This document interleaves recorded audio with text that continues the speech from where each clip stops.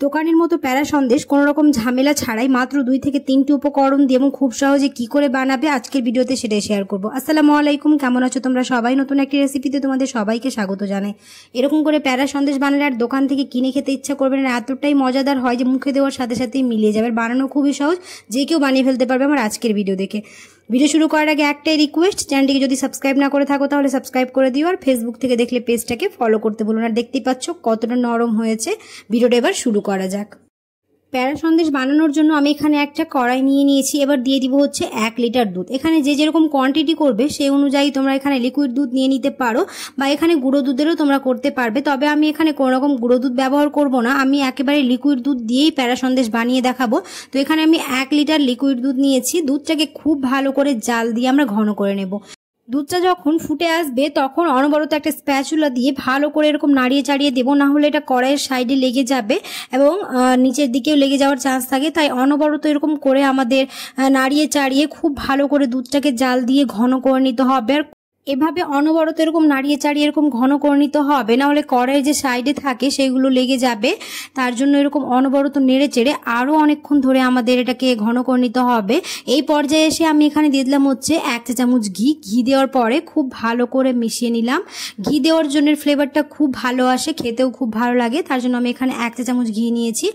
এবার এখানে দিয়ে দিব হচ্ছে কিছুটা স্যাফরন, তবে এটা পুরোপুরি অপশনাল, আমি এমনি দিয়েছি দেখতে ভালোর জন্য। এখানে টেস্টের কোনো রকম হেরফের হবে না। দিয়ে খুব ভালো করে আবারও মিশিয়ে নেব। এখনো আমাদের অনেকক্ষণ ধরে জাল দিয়ে ঘন করে নিতে হবে, যতক্ষণ একটা শুকনো ব্যাটার হয়। খুব ভালো করে নেড়ে নেওয়ার পরে এই পর্যায়ে এসে দিয়ে দিব হচ্ছে 1/4 কাপ চিনি। তবে এখানে চিনিটা নিজেদের স্বাদ অনুযায়ী দেবে, যে যেরকম মিষ্টি খাও সেই অনুযায়ী কম বেশি করে নিতে পারো। আমি খুব বেশি মিষ্টি রাখবো না, তার জন্য আমি এখানে 1/4 কাপ নিয়েছি। আর দিয়ে দিলাম হচ্ছে 1/2 চা চামচ এলাচ গুঁড়ো। এলাচের ফ্লেভার অনেকেই পছন্দ করে না, তারা স্কিপ করতে পারো। আমি এখানে দিয়েছি ফ্লেভারের জন্য। এবার খুব ভালো করে মিশিয়ে নিতে হবে। যদি মিষ্টি বেশি পছন্দ করো তাহলে এখানে চিনিটা আরেকটু কমিয়ে বাড়িয়ে নিতে পারো, কিন্তু 1 লিটার দুধের জন্য 1/4 কাপ চিনি যথেষ্ট। তো আমার এখানে খুব ভালো করে মিশিয়ে নেওয়ার পর কড়াইয়ের গা থেকে ছেড়ে ছেড়ে আসছে, মানে আমাদের ব্যাটারটা একদম রেডি হয়ে গেছে। এবার একটা থালাতে আমি এটাকে ঢেলে নেব। ঢেলে নেওয়ার পরে কিছুক্ষণ ঠান্ডা করে নেব। ঠান্ডা করার পরে এটাকে খুব ভালো করে মেখে নিতে হবে। খুব ভালো করে মেখে নেওয়ার পরে এবার লম্বা মতো করে, যেভাবে আমরা রুটি বা পরোটার ডো তৈরি করি, একটুখানি এরকম করে লেচি কেটে নেব। লেচি করে এবার প্যারার মতো ডিজাইন করে দেবো। এরকম গোল গোল করে হাতে মাঝখানে প্রেস করে দিলে আমাদের খুব সুন্দরভাবে প্যারার ডিজাইন হয়ে যাবে। আর দেখতেই পেলেই প্যারা সন্দেশ বানানো কতটা সহজ। হাতের কাছে মাত্র 2 থেকে 3টা উপকরণ থাকলেই খুব সহজে তোমরা যে কেউ বানিয়ে ফেলতে পারবে, আর ছোট থেকে বড় সবাই খুবই পছন্দ করবে।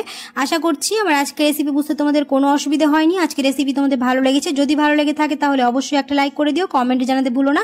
অনেকেই আছো ভিডিও দেখে চলে যাচ্ছ, লাইক করো না, অবশ্যই লাইক করে দিও। ফ্রেন্ডস আর ফ্যামিলির সাথে বেশি বেশি করে ভিডিওটা শেয়ার করে দিও।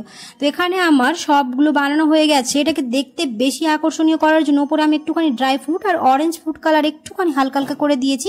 তবে এটা পুরোপুরি অপশনাল, তোমরা চাইলে এটাকে এমনিও রেখে দিতে পারো। দেখা হবে খুব শিগগিরই পরের নতুন রেসিপিতে। সবাই খুব ভালো থাকবে। আল্লাহ হাফেজ।